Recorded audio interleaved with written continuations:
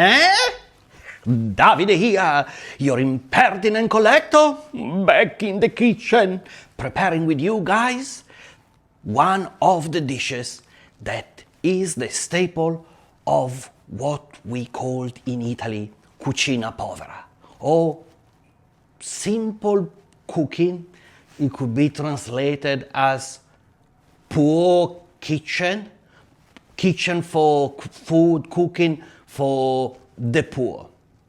But in reality now has become cooking for the rich. Yes, how annoying. Now, this is a dish that now you'll see splatter all over the place.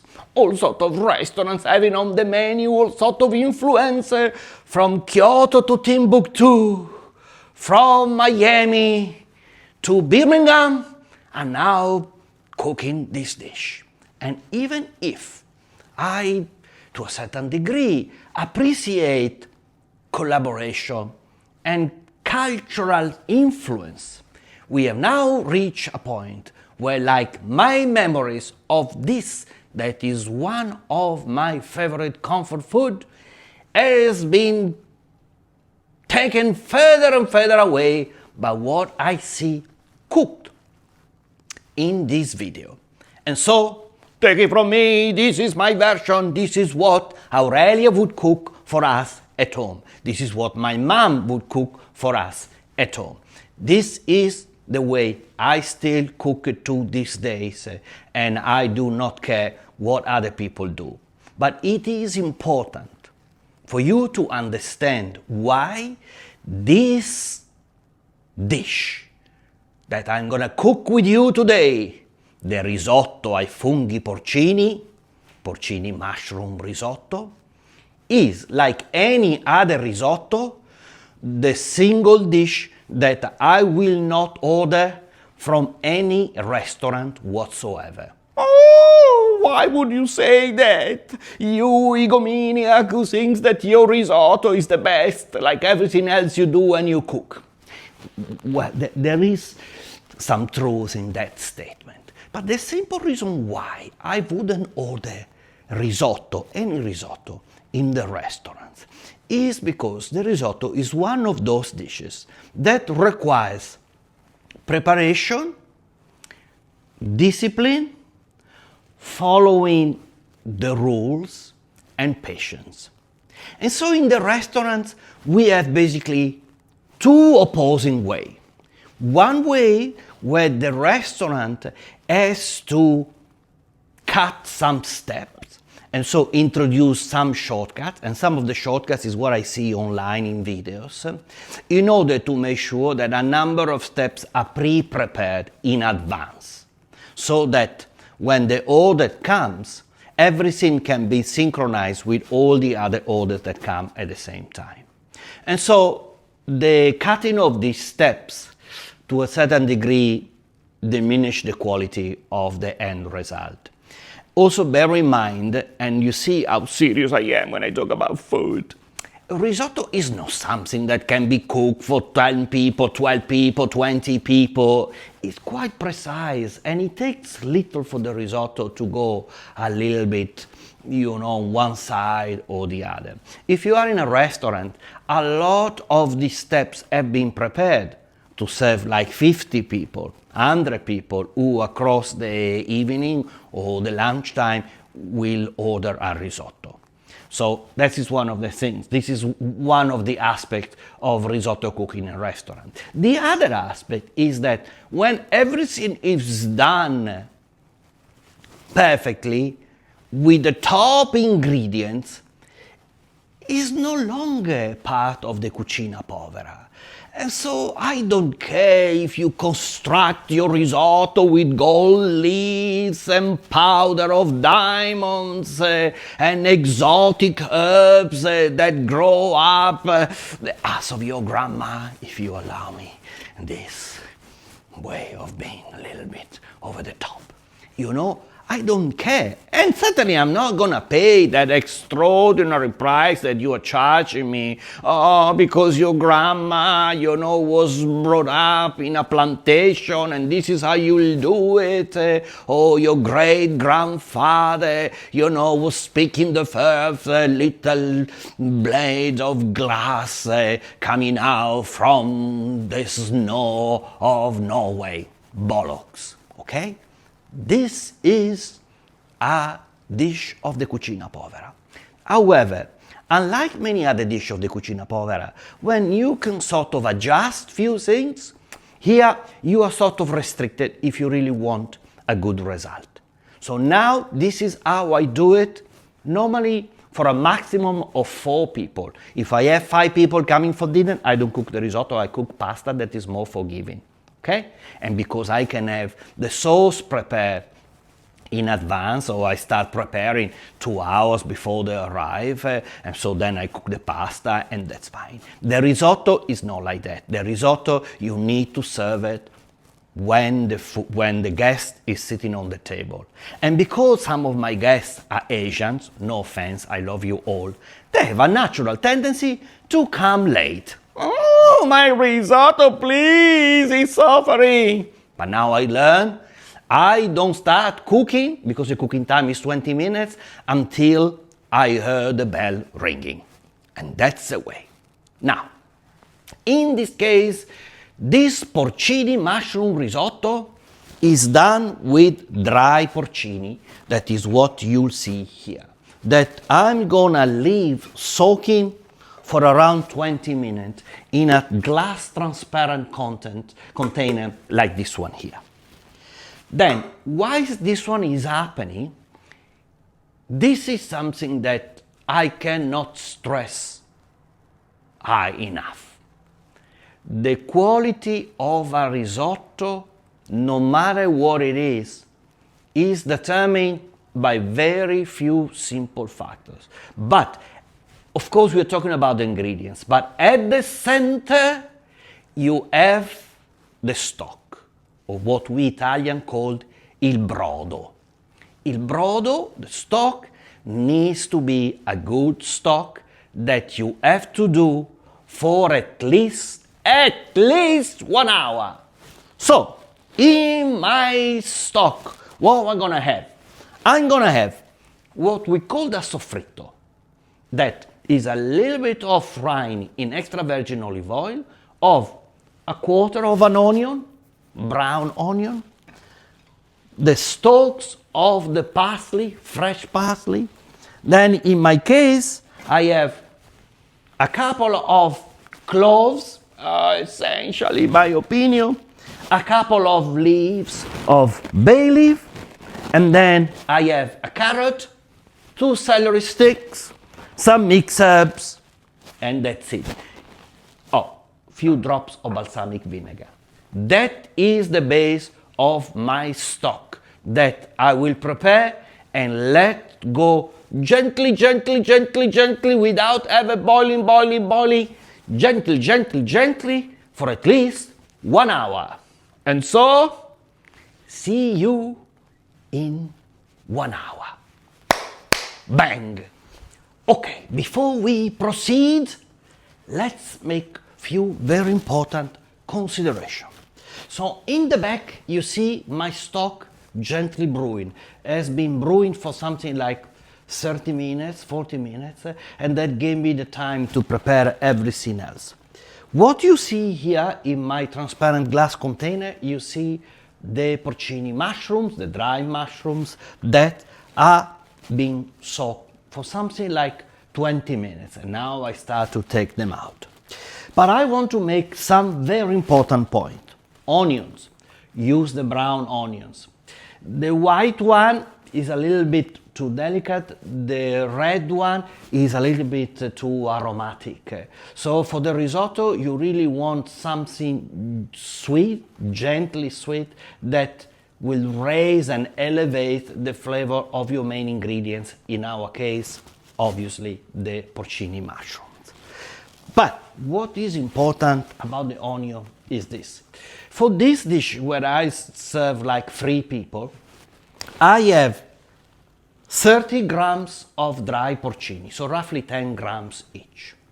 If I wanted, I could have bought some fresh mushrooms, sliced them and put them in the rice when it was cooking to create a little bit the texture of the mushrooms. But I prefer to do it this way. It's more economical and I'll just get more flavors out of the porcini mushrooms.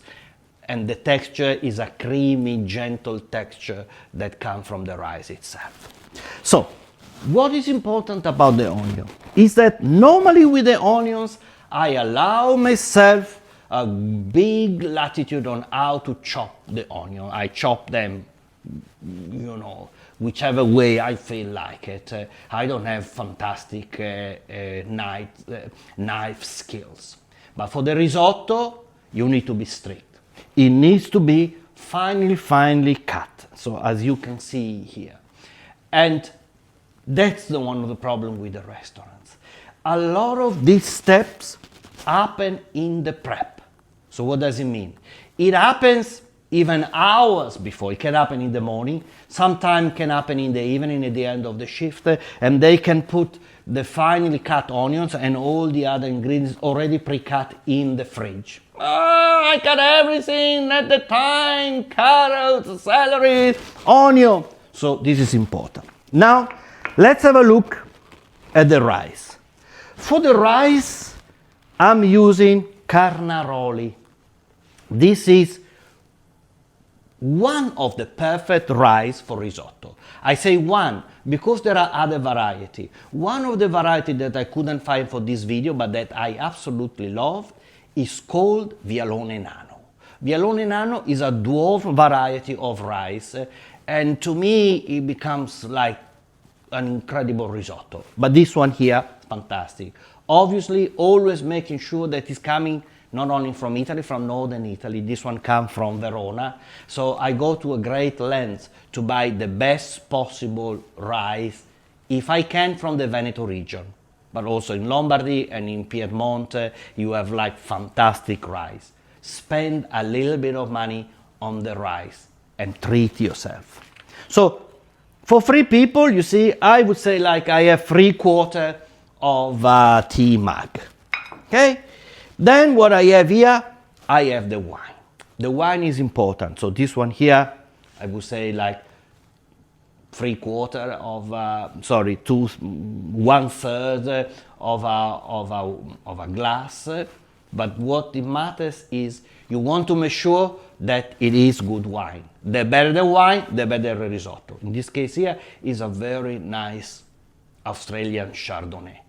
And so normally when I do a risotto, I also buy the wine for that particular evening, and I can buy 2 bottles of very nice wine.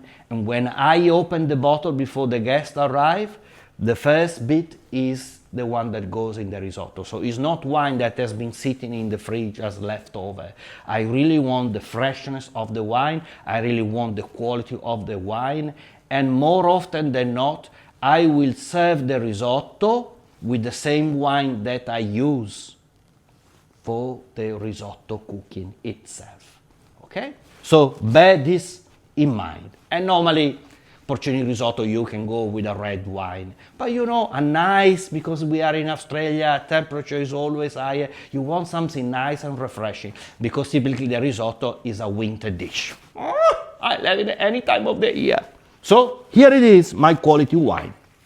And now, whilst in the back, the stock is simmering, I started gently fishing my dry mushroom. So you see, this operation in this vertical glass vessel allow or make sure that any possible soil or sand or bits that are trapped in the dry mushrooms goes to the bottom. And now some of this water, not all, I will use it for the cooking of the risotto. Now I'm not gonna squeeze the mushrooms. I'm just gonna keep them sitting on some kitchen paper. And so you see, I'm fish them all if they allow me to fish them. Here they are. They're nicely fished. They're only here, gently relaxing on my tower. On the side you got here the pepper. Now, something that I want to say to you as I start cooking the risotto. I see people start cooking the rice without any soffritto, so without any onion. They put the rice there and they say like, oh, you need to toast the rice. Please, guy, we are not even toasting peanuts or hazelnuts. You know, we are doing a risotto. You need the soffritto of the cipolla. You need the onion gently fried. That's important. Now, the other things that is most important, you don't want to fry the onion in the butter. Oh, that's awful. You want to fry the onion in the best possible extra virgin olive oil. You get the nice, gentle, golden color, and that's you go down to the next step, which is important. I have everything here. So, remember, onions finely chopped. Don't cut on these steps because it's important how you fry the onion in the preparation of the risotto. Fry the onion in extra virgin olive oil. I put 3 or 4 teaspoons of olive oil. I'm crazy about olive oil. I don't care. I like olive oil. Okay, tablespoon, not teaspoon. So I'm quite generous with the olive oil. Except that in this case, I don't heat the oil first. I put the oil in the pot, is already waiting for me, is there sitting cold. I add the onion, I stir the onion, then I turn on the heat, very high flame. I really want to fry, but at the same time, I want the onion to soak all the oil. I don't want to drop the oil into boiling hot on oil. I want the onion to gently release, and I don't want the oil to go super high temperature before I put the onion in. Now, one of the many things I've seen around now is that what they do, they put the mushrooms right with the onion, either at the same time or before you put the rice. Those are all the shortcuts that people take because you don't want to wait a couple of minutes, 3 or 4 minutes for every step. That is what's happening in the hospitality industry, in the restaurants. In some restaurants, even very good restaurants, what you will find that the onion and the rice have already been fried. So they just do that for 3 or 4 minutes. They take them on the flame. They can have it in the kitchen standing there. And then when an order comes in, that's when the pot goes on, they turn on, they cook the remaining 70% of the time, then they add the ingredients. That's not how I do it. I take my time. This is serious business. It's comfort food. And in your own house, not all the time if you are married and if you have children or if you have pets, but in those precious moments when you are by yourself, you are the absolute ruler. And yet, don't be gentle with yourself. As a ruler, demand the same standard that you would demand for your people that are there to serve you. Notice I didn't call them servant. They are people to serve. I serve all the time, but this is my precious moment. I'm the dominus. I'm what I learned in my course of international law, superiores non riconoscentes, which means I'm the one who does not recognize anybody above him. Really, guys, there are these precious moments. The other one is in the toilet, but I don't think you can claim a kingdom when you're sitting down on a water clothes. But here in the kitchen, you are sublime. Ready for the next steps? Let's go, babies. Let's go. Okay, guys, I'm still here, head in the pot. You don't need to see me. You need to see what's happening. you see, this is my onion. You see what a nice golden color is? And you can also see how uniform it is, and there is no sign of burning. And that's how I like it. So down here what you have my stock. So you can see the stock is not boiling, it's hot, but has been simmering very gently. Now, this is the time for me to do two things. I raise the temperature, highest temperature under the onion, and I drop my rice at the center. Why at the center? Because at the center, the temperature is always lower than on the side. Remember, when you are stirring, make sure that you don't want to have anything on the side. That's where the burning comes from, okay? So what you can see here, if you can see, and if I can get myself a gloves, so you see in this flat type of pot, now I'm cooking, and if you look it down here, is high temperature. So now the onion is cooked and is completely mashed together with the rice. But the temperature is very high, the rice is open up and is ready to absorb any moist I'm gonna put. And what moist I'm gonna put? I'm gonna put the mushrooms. Now, not before. This is when I put my mushroom, and notice that I have chopped my mushroom roughly. Okay? So here goes my mushroom, and now I gently stir them. I lower the rice, I lower the temperature, and so what's happening here, everything is now gently coming together. So this is my rice, and you can see the temperature is still quite high. I just want to make sure that it doesn't get burned on the edges. I just want to make sure that on the edges it doesn't get burned, so you can see. And you can see that now it's starting to become quite dry. Flame still 3/4 high.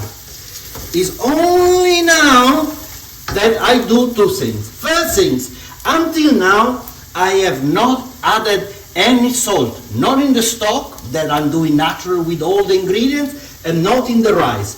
This is where I start to put a pinch of salt. Well, I would say 2 pinches of salt.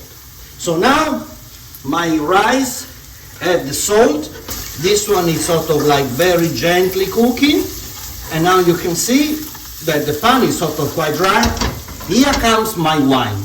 And when I put the wine, you will hear this traditional sizzling when the wine goes in. Yes, that's the noise we want to hear. Whoa, look at this. And what we do now is what in Italian we call sfumare, where fumo is the smoke. We are basically helping the wine to evaporate. That is what we want. We want to evaporate the alcohol and the wine. So you can see that now my wine is getting, you really get a sense. And you can see that my stock is still simmering gently. Now, I can hear that the wine is gone, so now I started to lower the flame. I started to see some simmering here, but you can see without the need for me to use the spoon, you can see that I can still move the rice and it's not attached. Excellent, and excellent distribution. So, but I can still see the temperature is quite high. So now this is a moment where I'm gonna raise a little bit of the temperature under my stock, and in here I'm gonna add the water of the mushrooms, and here it is. So notice that in this case you haven't heard the same level of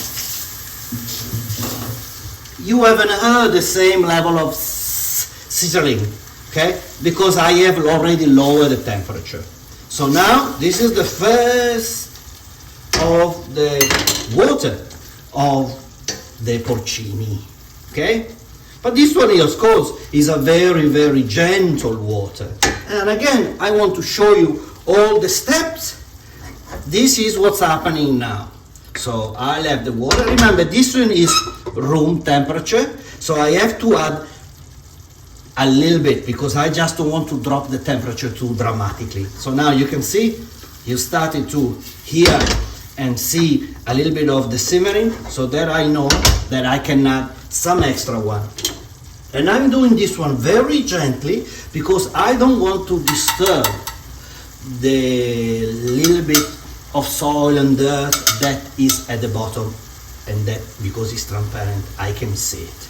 Okay, so here goes a little bit more of the mushroom water, and I stir and I incorporate this one here, and I bring everything to the right temperature. So in theory, and I don't need to have like something to measure, thermometer to measure the temperature of this or that. Come on guys, this is not a science lab. We are cooking for the king. In this case, ourselves, which our appropriate already comes out in plural, plurale majestatis. But this is my rice. So now, this water here of the porcini is highly concentrated water. So I just want to make sure that it doesn't become overpowering. That's why I have my gentle stop. And this is the first time where I am going to taste the risotto for flavor and for season, for the salt. So I just waiting for the water to get absorbed in the rice.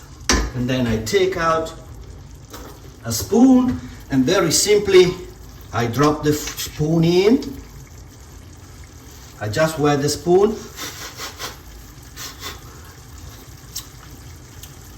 Nice flavor, guys. Off goes the spoon, and I'm confident that I can still add some extra water of the mushrooms. Remember, this water here is sort of concentrated flavor, so I just want to make sure that it's not too much. I can also tell that the rice at this point is sort of right in terms of salt, and I need to be mindful that at the end I will add obviously the Parmigiano Reggiano. Let's not call it Parmesan, let's call it Parmigiano Reggiano. So that has its own umami, that has its own salt, and so I have to be mindful not to make it too salty. But in this case, I can afford to put an extra pinch of salt. And I want to do this one when the risotto is still quite liquid.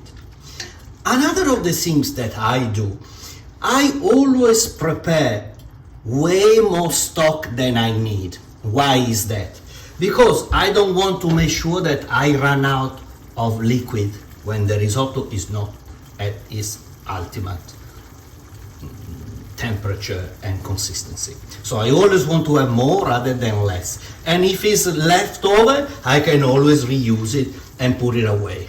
But you know, this is how I'm doing it. And I can see the water. And now I start to add a little bit of my stock.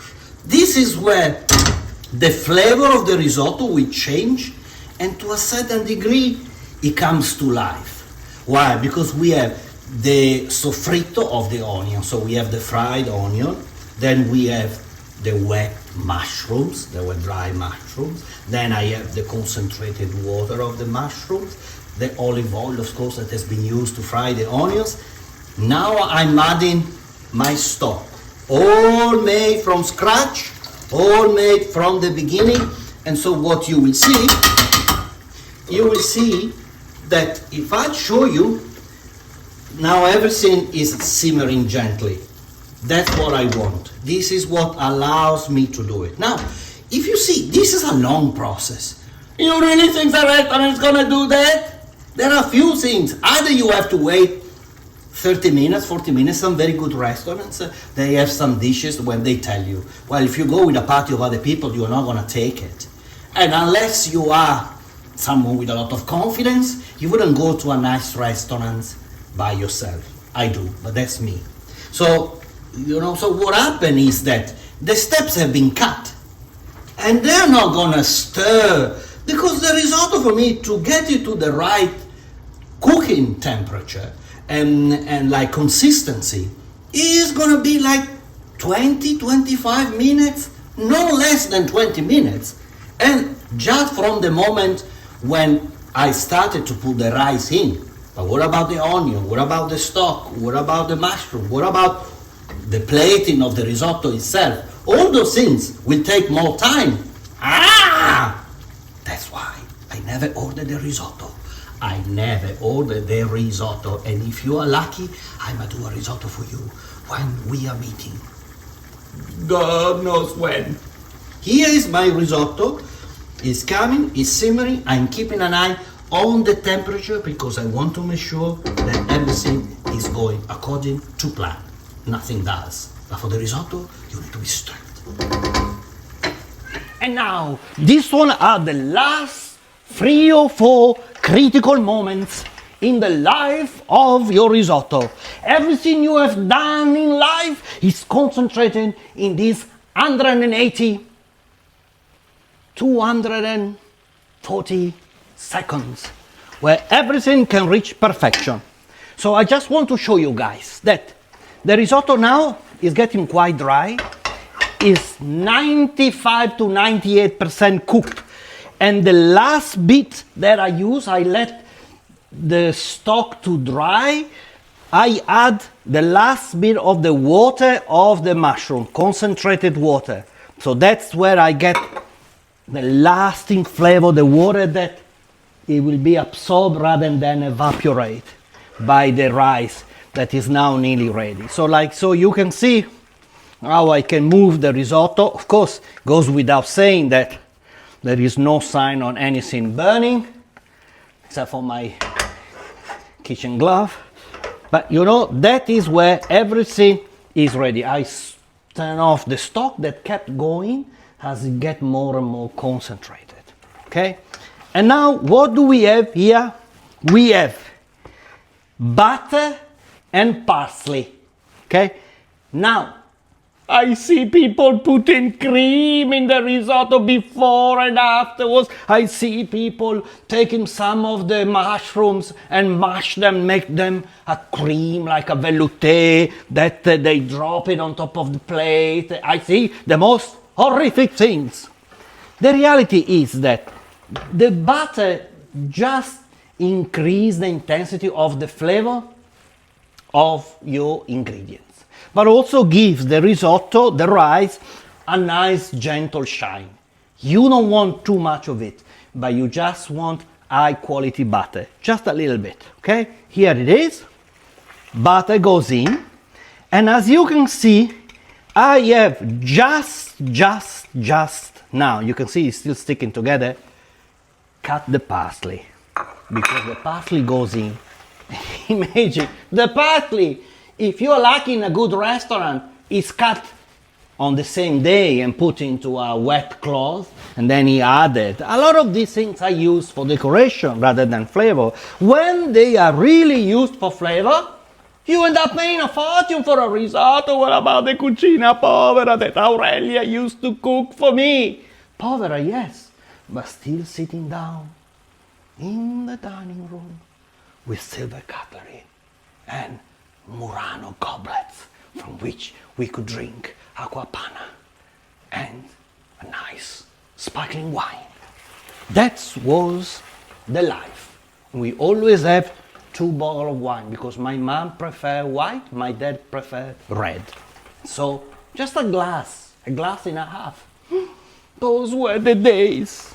But these are also the days. So now you can see how my risotto is coming. It's still what we call a londa. It still has a sense of a wave. It's still quite wet, and that's where I want it. Now, I turn the temperature off. I add my parsley. All goes in, temperature is off, and I start turning the parsley inside the risotto. Now, this very much are the last 60 seconds that are very, very, very important. And I can tell you also what is not happening in any restaurants. You see, at the end, there are two ingredients that are missing. The black pepper that has not been added until now, I added at the very, very, very, very last moment when I do the last, I want the pepper to come through. Otherwise, I just have bits, I don't know what it is. And this is quality pepper, okay? But of course, I have my, come here, baby. I have my Parmigiano. This has to be Parmigiano Reggiano. Look, it cost me a fortune. This is 30 months old. If I can find 36, if I can find 48 months old, I'll use it, I'll take it, even if here in Australia it cost me a fortune. And you see that this aged Parmigiano has this sort of grain, is not the same things. And also notice, I just open up the Parmigiano. I don't use Parmigiano that has already been opened. When I do a risotto, even for myself, I have a fresh bottle of wine that has never been used, and then I have Parmigiano that has never been opened. And here it goes. Now, in the Parmigiano, guys, I can't stress how much you need of this. A lot of this pasta, including the matriciana, oh yeah, people put the pancetta, put the guanciale, put this, put that, and then they have what in Italian we call the braccino corto. Braccino corto translates as a short arm, meaning instead of being generous, they are a bit like, you know, they can't add too much. They have, no, be generous, you're cooking for the king is you.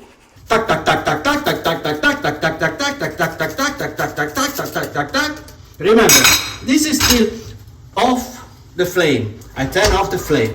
You see here? Now I started to incorporate. The pot is a very good pot. The temperature is still high, but I don't want to get to the risotto when I burn myself, right? So, and more Parmigiano. Parmigiano needs to be a lot. A lot. When I say a lot, I mean a lot. People then add oil, truffle oil. They add all sort of other gimmicks to charge you more or to give you the impression that because they are adding more stuff, oh, you know, they are better than others. Listen, guys, this is cucina povera. Don't bust my balls with your theory on how to do this, how to do that. And you see, this is a dish that in itself, once you follow this recipe, it's a very simple dish. It's not complex. It requires just few ingredients, but you need to do it. You need to have the right ingredients, and you need to put them in the right order. I keep grating Parmesan. So you see, have a look. You see? Then I stir. And now, this one gives me the time for the, I'll try to put all the risotto towards the center of the pot. And this is where it goes into Mantecatura. I have the first taste of the risotto, then it's finished. Divine. I cover, I have 60 seconds to prepare my table. And here we are, guys. The moment where we get to taste this simple but incredible dish of the cucina povera italiana. Now, I have the same wine here that now reached the right temperature. The rice at the time to settle. You know, sometimes I've seen it served in those flat plate. Sometimes I see it served in big plates and there is like a little thing that, please. And now, notice also that my shirt is still basically intact. And so, I'm ready here And what I do, I have a sip of the white wine just to rinse my mouth, to cool my mouth, and to prepare my mouth for the risotto, so to make sure that I don't burn my mouth. But I got this blend of flavors, but most importantly, this blend of memories.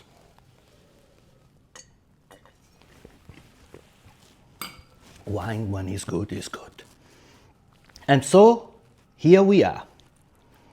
Look at this baby. Notice that at the very end, after I served it in the plate, I do a last grating of the best quality black pepper. On the top is not mixed. I do a mixing before taking it out of the pot. Before the serving, I do a generous grating of pepper and I stir. Then I serve it.